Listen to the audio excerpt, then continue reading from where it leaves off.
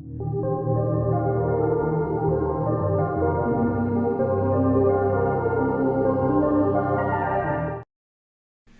welcome everyone to the compensation video. So this was a announcement that I made on the channel a week ago, talking about how Nexon had released the information for the upcoming compensation for the issues regarding Flame's bonus EXP stat and general RNG issues in regards to those systems.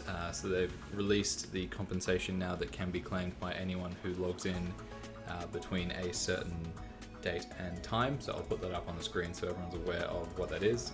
Essentially, you need to go to the event hall and claim it. You need to make it clear to the Maple admin that you want to claim it on your given server, because you can't go back on your word once you've picked it. And what I'm really excited about for this event is the storm growth potions. Well, the different sorts of growth potions. They're not just called storm growth potions, but that's what I remember them being called. But essentially it's free EXP, and there's a whole bunch of them. So I'll be guaranteed at least one full level with the level 240 to 251, and then a decent amount of EXP for the ones below it. So you'll get 3 of each between 200 to 210, 210 to 220, 220 to 230, 230 to 240, and then there's one for 240 and above. So that's what I'm really excited about. The 1000 arcane symbols are pretty great as well. But yeah, I'm planning on using those on the Corsair,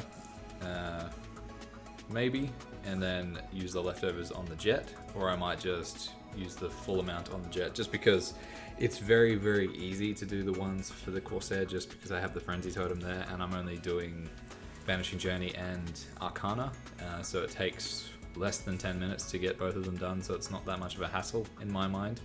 And doing them on the Xenon for the Jet, it's a bit more time consuming because I don't have a Frenzy. I could Frenzy the maps if I was really motivated, but yeah, it's I don't know, I might start doing that, but I feel like once I get the Corsair to 250, I might move the Frenzy Totem off it for a bit and do some farming on the Xenon just to get some extra meso in.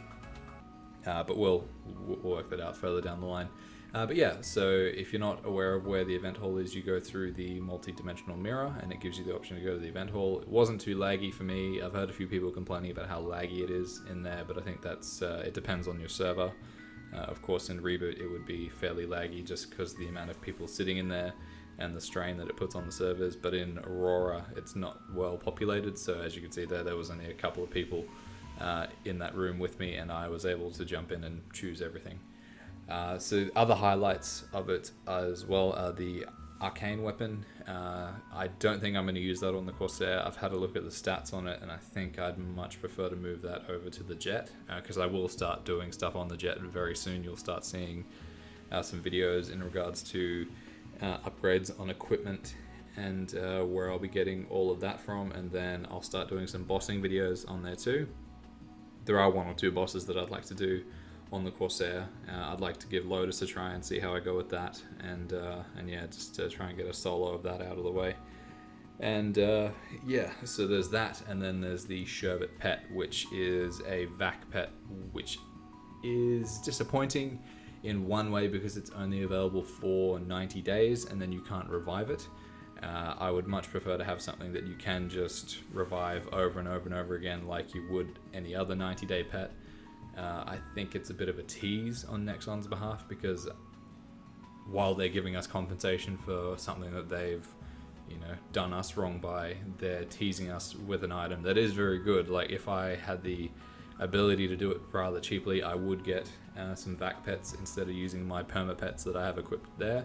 But I'm not willing to spend the money that's required in order to secure those vac pets normally, so that's why I don't have them. While it looks like I've used it now in recording this video, and it does loot very quickly. It just makes me think that they're just trying to tease us into trying to get one more permanently. You can't get a perma one, I don't believe. I think they all expire after 90 days, but you can revive them normally. But since this is an event distribution item, you can't revive it, which is rather disappointing, but it's what they've decided to go with. So, hey, they can choose to give us what they want. It's not like we can really pick and choose.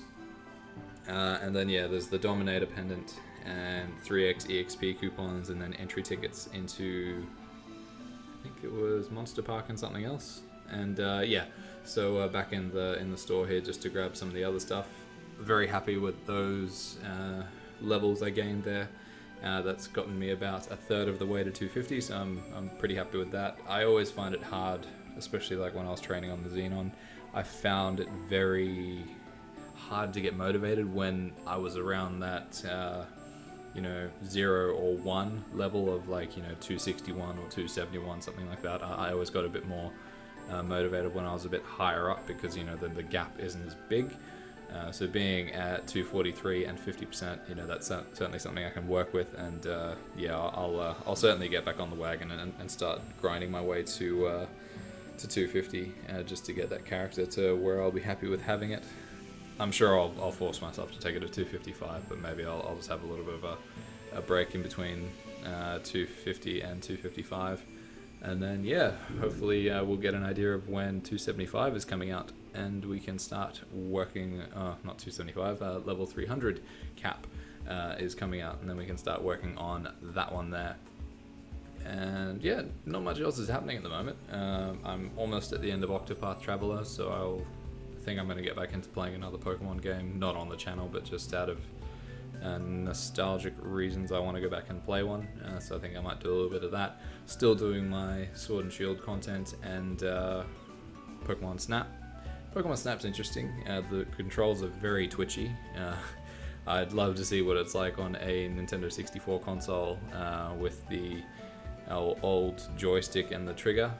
It's very twitchy on the Wii U Pro Controller, but I'm having fun with it. It's a great little game that's a nice icebreaker for getting into that sort of thing for new Pokemon Snap when that comes out. And yeah, photography is actually something that I do as part of my work, so it's cool to have a game that's actually photo. It is an on-rail shooter, but it's focused on doing on photography, so I think that's pretty nifty. So yeah, so this is the basic list of all the items there. I have accepted the Dominator Pendant box and the Arcane box on here, but I will transfer them through the storage, because you can't transfer them once you've taken them out of the box, but when you've got the box you can just you can just have a look at it, and I think it'll be better suited on the Jet, because I think showing how old some equips are, I've still got my Empress style sharpshooter from like 10 years ago that I had for the Corsair, and I moved that onto the Jet, and a poorly scrolled Fafnir gun is better than that, and the Fafnir gun doesn't even have like epic potential. It's just all the bonus stats from the Fafnir equips, the Rude Abyss equips, gives it better stats than the old Empress gun, which I think is pretty funny. So I'll see what it's like on the Jet. I imagine this arcane weapon should be better than that. But yeah, I plan on making a new gun for the Corsair as well. I'll probably get around to making an arcane weapon for it, similar to what I did for the Xenon. And yeah, forgive me for the crappy damage skin. I used the Fairy Bros box to pick out a damage skin, and I'm a massive football fan, so I just had to have the football damage skin.